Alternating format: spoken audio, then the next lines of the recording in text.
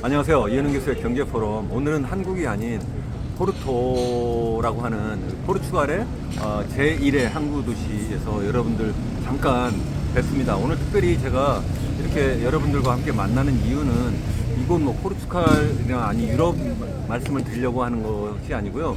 우리나라 문제, 특별히 우리나라의 저출생 또는 저출산 대책과 관련한 최근에 우리 저출산 고령사회위원회에서의 어떤 발표 내용이 있어서 이것은 너무 중요하고 제가 그동안 계속 여러분들께 제 의견까지 많이 드렸기 때문에 이번에 꼭 한번 말씀을 드리고 제가 여행을 하더라도 하면 좋겠다 이렇게 생각해서 여러분 만납니다. 제가 이미 말씀드린 것처럼 제가 사실은 스페인의 폰테베드라라고 하는 조그만 도시에서 유럽 생태경제학회와 탈성장학회에서의 어떤 컨퍼런스 발표를 위해서 왔는데 그 발표 이제 다 끝나고 3박 4일 동안의 그런 컨퍼런스 끝나고 제가 지금 휴가를 지금 보내고 있는 중이거든요. 그래서 포르투갈하고 스페인 이쪽을 지금 계속 돌고는 있는데 잠깐 여러분 뵙습니다. 다소 좀 시끄럽고 영상이 깨끗하지 않더라도 너그럽게 용서해 주시기 바랍니다. 제가 특별히 말씀드리려고 하는 것은 며칠 전그 발표한 주요 내용인데요. 여러분들 많이 아시겠지만 이번에 발표한 내용 보면 우리나라의 그동안 정부가 추진해왔던 각종 저출산 또는 저출산 대책이라고 하는 것이 완전 실패다 하는 것을 정부가 공식적으로 인정했다는 거 굉장히 의미가 있다고 생각을 하고 또 그렇기 때문에 이거 인구 국가 비상사태다 이렇게 선언을 한 것도 나름대로 만시지탄이다 이렇게 생각을 합니다. 또 뿐만 아니라 우리 인구를 종합적으로 다룰 그런 어떤 부서를 하나 만들겠다. 이름을 인구 전략 기획부라고 이렇게 했는데 인구부가 되었던 인구 전략 기획부가 됐던 어떤 그러한 부서를 하나 새로 만들겠다는 것도 굉장히 좋은 내용이라고 생각합니다. 그것도 구체적인 내용을 보면 예를 들어서 육아휴직 기간을 그동안 1년이었는데 1년 6개월로 연장할 수 있도록 한다든가 또 육아휴직 때 급여도 통상임금의 80% 최대 150만 원까지 지급했던 것을 이제는 100% 최대 250만 원까지 지급하겠다 이런 것도 있었고 또 자녀 세 공제도도 확대하겠다 이런 것도 있었고요. 또 그린벨트를 해제해서 앞으로 이런 어떤 신혼부부 또는 출산하는 그런 부부에 대해서 우선적으로 공급을 확대하겠다. 또 청약 조건도 완화하겠다 이런 내용이 있었는데 그중에 또 마지막 하나 더 제가 꼭 말씀드리려고 하는 것이 뭐냐면 전세자금 대출 기준을 또 대폭 완화하겠다. 그래서 여태까지는 부부 합산 소득이 1억 3천만 원 정도였는데 이제는 이걸 2억 5천만 원까지 이렇게 하겠다. 이렇게 이야기를 하고 있어요. 근데 전반적으로 어쨌든 많이 발전된 내용이라고 생각합니다만 몇 가지 아쉬운 점을 제가 지적을 한다면 우선 첫 번째는 이 대책이 대부분 주로 취직한 사람, 취업한 사람들 대상이 아니냐. 그것도 중소기업보다는 대기업, 그것도 공공기관에 취업하고 있는 사람들 대상으로 하는 그런 대책이 아니냐 하는 생각이 들어요. 사실 우리나라의 취업자 중에 한 80%는 한 중소기업에 다 취업하고 있거든요. 그런 사람들보다는 대부분 정말 안정된 일자리 갖고 있는 대기업이라든가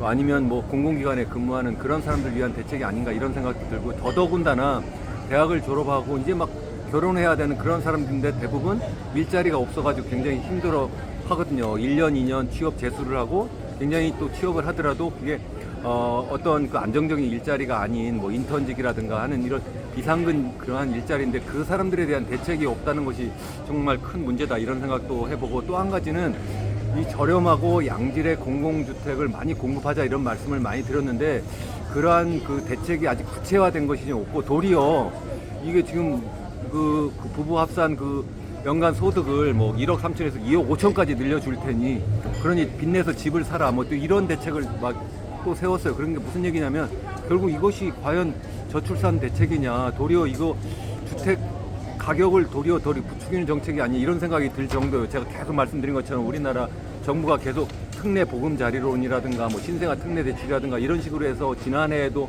한 40조 원을 풀었고 그리고 또 올해도 또 다시 또 27조 원을 풀고 있으면서 그게 계속 집값을 띄우는데 다시 또 이번에도 다시 또 이게 저출산 대책이라고 내세웠는데 그 속을 보면은 그게 아니라 집값을 띄우는 빚내서 집 사라 하는 정책이 또 들어가 버렸다는 거죠. 그게 너무 잘못됐다 이런 생각을 정말 합니다. 그래서 저는 기왕이면 빚내서 집 사고 그래서 집값 띄우고 그러면 결국 또 젊은 사람들은 어떻게 되는 거예요? 도리어 더 이게 희망을 가지고 내가 결혼해서 내가 아이 낳고 이렇게 키우는 것이 아니라 집값은 자꾸 더 빠른 속도로 올라가 버리니까 이것이 결국은 젊은 사람들에게 결혼하고 집을 마련해서 그래서 또 출산하고 미래를 행복하게 어떤 삶을 살 수 있도록 하는 그러한 대책이 아니라 정반대된 대책이 될 수도 있다는 말씀이고, 또 뿐만 아니라 이번에 꼭 빠진 것이 뭐냐면 어떤 사교육 대책이에요. 사교육이 너무나 우리나라는 심해서 그것 때문에 이게 사람들이 뭐 무려 아이를 하나 낳으면 대학 졸업할 때까지 무려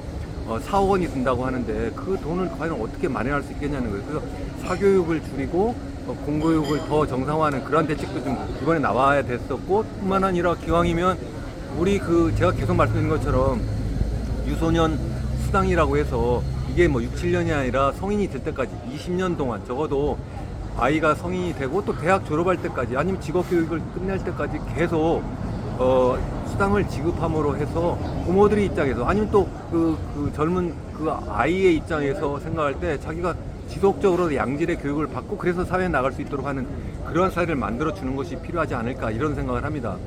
제가 뭐 짧은 시간 제가 뭐 여러 가지 말씀을 제가 드리긴 했는데 종합해서 말씀드리면 이번에 그래도 정부가 이런 대책이라도 내세운 것은 정말 잘했다 이런 말씀을 드리고, 다만 이 대책이 기왕이면 대기업이라든가 아니면 뭐 공공기관에 근무하는 사람들 위주로의 대책이 아니라 더 많은 어려운 젊은 사람들, 중소기업이라든가 자영업을 하고 있는 사람들, 또 뿐만 아니라 일자리도 없는 젊은이들에게 정말 필요한 대책이 더 많이 나왔으면 좋겠다는 생각이고, 또 기왕이면 빚을 내서 집을 사라 하는 그러한 대책이 아니라 기왕이면 양질의 공공주택을 많이 제공하는 그런 대책이 나왔으면 좋겠다는 그런 말씀이고, 또 뿐만 아니라 기왕이면 이게 젊은 아이들이 정말 성인이 될 때까지 정말 양질의 교육을 받고 그래서 정말 사회에 나갈 수 있도록 그렇게 사회가 공동으로 보육을 책임지고 교육을 책임지는 그러한 대책이 좀 나오면 좋겠다 그런 생각을 합니다.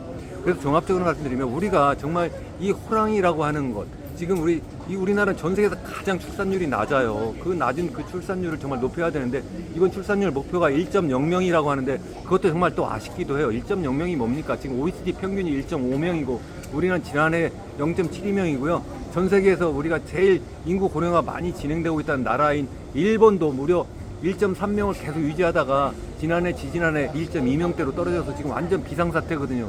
우리는 그게 아니라 0.7명까지 떨어졌는데 기껏 목표가 그래 1.0명이냐고. 1.0명이 돼도 일본 정말 발뒤꿈치도 못 쫓아가고 OECD 평균도 못 쫓아가고 이건 아니다. 그래서 단계적으로 예를 들어서 현재 우리 대통령 재임 동안에는 뭐 예를 들어서 1명이라고 하더라도 뭐 그 뒤에 뭐 30년까지는 뭐 1.3명, 그 뒤에는 뭐 1.5명, 적어도 1.5명까지 높이는 그런 대책이 나와야 되지 않을까 정말 그런 생각을 합니다.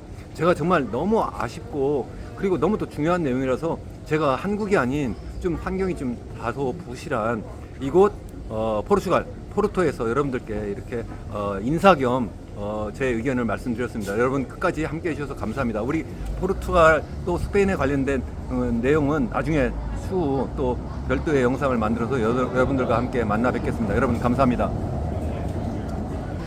처음에는 소리를 약간 좀